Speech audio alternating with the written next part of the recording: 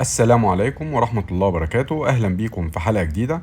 معاكم أشرف عصام من قناة كريبتو تيم أكاديمي، وزي ما بنقدم لكم شرح وتحليل لمشاريع العملات الكبيرة والتوب 20، هيكون في حلقات عن مشاريع العملات الرقمية الناشئة أو الجديدة، المشاريع اللي ممكن يكون فيها بوتنشال أو فرصة إنها تكبر بسرعة، أو مشاريع فيها فكرة ما كانتش موجودة قبل كده. النهاردة أول حلقة في الكريبتو ستارت ابس، وهنتكلم فيها عن مشروع ديفاي جديد. وزي ما احنا عارفين ان كل يوم في بروتوكول ديفاي جديد بيطلع، في ديكس جديدة في اي مشروع ريليتد للديفاي. وده ليه؟ لان مشاريع الديفاي من الاسواق الواعدة جدا في مجال العملات الرقمية، وملاحظ جدا زيادة الطلب على الخدمات المالية اللي بتوفرها المنصات اللامركزية. وده واضح جدا في زيادة عدد المستخدمين وزيادة العناوين وزيادة حجم التداول. لو شفنا الجروس أو النمو في عدد المستخدمين في آخر شهر، هنلاقي إن بالانسر فيها 800% أو أكتر زيادة في عدد المستخدمين، الكيرف فوق 250%، اليونيسواب 74%. أرقام كبيرة، وبلغ حجم المستخدمين للديفاي أكتر من 300 ألف مستخدم. لو شفنا البروتوكول فيز جنريتد بالدولار في اخر شهر، هنلاقي ان يونس واب الرسوم بتاعتها بس في المنصة بتاعتها عاملة تقريبا 5 مليون دولار. الكومباوند عاملة تقريبا برضو نفس النسبة 5 مليون دولار كرسوم على المعاملات اللي بتحصل فيها. ده رقم كبير. لو شفنا اكتر 10 عملات عامله بيرفورمانس في 2020، اكتر عملات عامله نمو وجروس، هنلاقي 8 منهم ديفاي. هنلاقي الليند، الكي ان سي عامله 700%، الريون وشبكه سور 400%، البي ان تي وبانكور عاملين 400%، ال ار سي والرين. العمله الليند اللي هي عامله 1400% من اول الاي سي او بتاعها عامله فوق ال 2000%. وده اللي احنا بنتكلم فيه، ان احنا ممكن ناخد عمله من بدايتها توصل معانا ل 1000 و2000%. لو شفنا الديفاي بالز دلوقتي هنلاقيه 4.2 بليون دولار، يعني نسبة كبيرة طبعا عن أول السنة بجروس 300% أو أكتر، لأن في جانيوري كان توتال ماني لوجد 700 مليون دولار، دلوقتي 4.2 في جروس، وإحنا لسه في الويف الأولى من الديفاي. لو شفنا الابلكيشنز بتاعت الديفاي، هنلاقي منها ابلكيشنز ليندنج، ابلكيشن منصات لا مركزيه وليكويديتي بولز، ابلكيشن ديريفاتيفز ومشتقات. وزي ما احنا شايفين ان المبرمجين او المطورين بيطوروا بروتوكولات جديده وفريده على شبكه الايثيريوم، والمستثمرين دلوقتي بداوا يستثمروا في هذه البروتوكولات. ولكن بالرغم من وجود إمكانيات كتيرة في العديد من تطبيقات الديفاي، إلا أن هذه التطبيقات غير متصلة، والتنقل بها بينها صعب لأي حد. يعني مثلا أنت بتبقى فاتح صفحة الكومباوند، بتشوف فرصة ليندنج كويسة، فاتح صفحة اليوني سواب، بتعمل سواب لعملة جديدة أو بتشارك في ليكويديتي بول. تفتح صفحة البالانسر برضو، بتشوف أي اوبورتيونيتي تقدر تستفاد بيها. بتفتح سينثيتكس، بتشوف أي ديريفاتيف تقدر تتداول عليه. فده طبعا صعب ان انت تبقى فاتح ده كله، ده مش بيجذب ناس كتير للديفاي. فلازم يكون في طريقة افضل لمزيد من الادوبشن في الديفاي. لازم يكون في ابلكيشن بيوفر تجربة متكاملة لكل امكانيات الديفاي، ابلكيشن المستخدمين يقدروا يلاقوا فيه كل خدمات الليندنج والستيكينج والليكويديتي بولز والبوروينج وغيرها. الابلكيشن ده هو ديفاي باي، ذا اول ان وان ديفاي بلاتفورم، وده موضوع حلقة النهاردة. ايه هو الديفاي باي؟ الديفاي باي هو ديسنترلايزد اب بيوفر تجربة متكاملة لكل خدمات الديفاي.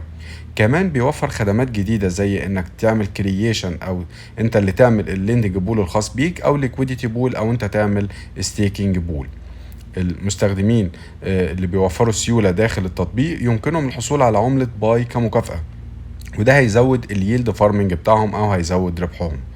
لو شفنا الفرق بين الديفاي باي وبين اغلب المنصات الكبيرة في الديفاي، هنلاقي انه بيقدم كل الخدمات، بيقدم ليندنج، بيقدم مارجن تريدنج، اسيت سوابنج، سينثيتك اسيت تريدنج، وبيقدم كمان ستيكينج. على عكس منصات زي كومباوند بتقدم ليندنج بس، بي زي اكس بيقدم ليندنج ومارجن تريدنج وسينثيتكس، الايف بيقدم ليندنج، الكيرف بيقدم اسيت سوابنج، وغيرها من المنصات. زي ما احنا شايفين انه مجمع كل الخدمات في ابلكيشن واحد، ودي ميزة الديفاي باي. كمان بيقدم خدمات تانية. خلينا نشوف ايه الخدمات. اولا الليندنج والبوروينج، الليندنج والبوروينج في منه نوعين، في منه اوتوماتيك وفي منه مانوال. النوع الاوتوماتيك ده زي اللي موجود في كومباوند ودي واي دي اكس وايف، ان المنصه نفسها هي اللي بتحدد لك النسبه، تقول لك مثلا الداي ل 4%، فبتبقى نسبه محدده.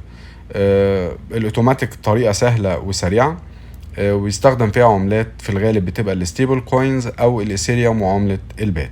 ده بالنسبه للليندنج الاوتوماتيك.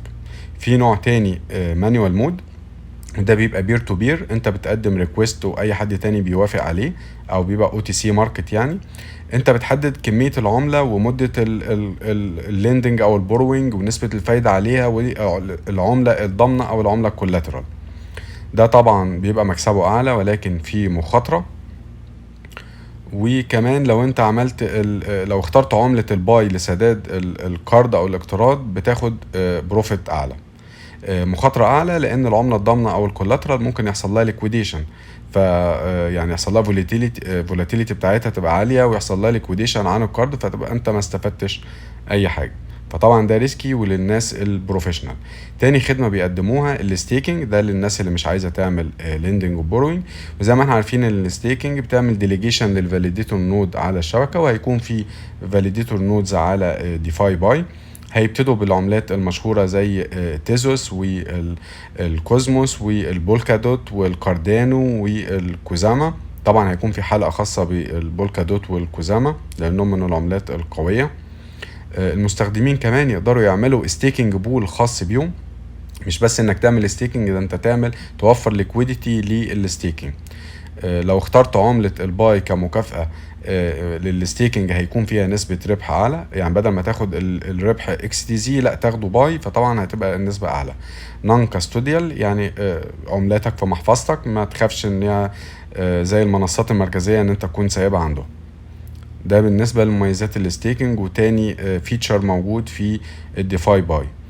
تالت حاجة الليكويديتي بولز، وهنا انت ممكن توفر الليكويديتي لأكتر من حاجة في الموقع. اولا ليكويديتي لللونز، وهنا مكافئتك بتكون على شكل نسبة من عملة اللون. ممكن توفر ليكويديتي للتريدينج، وهنا مكافئتك بتكون نسبة من رسوم التداول على المنصة. ممكن تعمل توكن سوابنج بول زي اللي موجود في يوني سواب، وتشارك في بول بعملتين زي ما هو موجود في يوني سواب بالظبط. دي فكرة الليكويديتي بولز. لو شفنا عملة الباي جوفرنانس توكن، دي عملة المنصة وتقدر تاخدها كريورد او كمكافأة لو عملت لوك الفاليو في البروتوكول، يعني عملت لوك الكمية من الباي في البروتوكول. لو عملت ستيكنج هتاخد عملة الباي، لو عملت ليندنج وبوروينج هتاخد برضو عملة الباي، وكمان لو عملت اشتركت في الليكويديتي بولز هتاخد عملة الباي. فانت كده بتماكسمايز البروفيت بتاعك، بتاخد عملة الموقع مع البنفيت بتاعتك. طب انت محتاج تشتريها امتى؟ مطلوبة منك تشتريها امتى؟ لو انت عامل مانيوال ليندنج اللي هو بير تو بير لازم يكون شاري عملة الباي.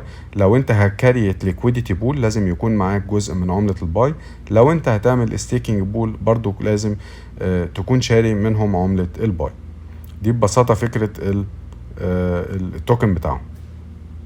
بالنسبة للبارتنرشيبس والشراكات بتاعتهم، هم لسه طبعا جداد، فلسه ما في شراكات كبيرة. في شراكة مع يونيفاير والت، هيبقى في ستيكينج وليستنج على يونيفاير. ويونيفاير اللي ما يعرفهاش هي والت، وفيها مزايا انك ممكن تعمل دروبينج العملات، يعني تبعت لحد عملة على تليجرام او بالايميل وهو يستلمها على ايميله ويفتح الابليكيشن وينزلها. دي من البارتنرشيبس بتاعتهم. من البارتنرشيبس بتاعتهم برضو مع فيرام نتورك، ودي برضو شبكة خاصة بالستيكينج، وبرضو هي صاعدة يعني من الشبكات القوية. فزي ما احنا شايفين شراكاتهم لسه ضعيفة في الأول، لأن هم لسه أصلا هيتعمل لهم النهاردة اي سي او على يوني سواب وباي بوكس يوم 5 أغسطس. من وجهة نظر الشخصية انها فرصة كويسة ان الواحد يشارك في الاي سي او بتاعهم. من مزاياها زي ما احنا شفنا فيها مزايا في الديفاي مجتمع مع بعض، فالفكرة نفسها كويسة. وممكن تبقى دي الليند التانية او الايف التانية او من يعني العملات الديفاي القوية. خلينا نتابع. انا هشتري بجزء بسيط من استثماري. طبعا دي مش نصيحة استثمارية، انت do your own research. انا عن نفسي هشتري جزء اتوقع ان هي في فترة قليلة ممكن تعمل مكاسب كويسة. ده كان بالنسبة لي الديفاي باي ابس. ف لو انت عندك عملة برضو شايف انها ليها مستقبل وممكن تضرب معانا، ابعتها لي في كومنت وخلينا برضو احطها في البلان ان احنا ممكن نعمل عنها فيديو ونتكلم عنها بكل تفاصيلها، وان شاء الله نستفاد منها كلنا. انا بشكركم جدا، واتمنى ان انتوا لو عجبكم الفيديو تعمل عليه لايك وسبسكرايب للقناة. بشكركم جدا لوقتكم، شكرا.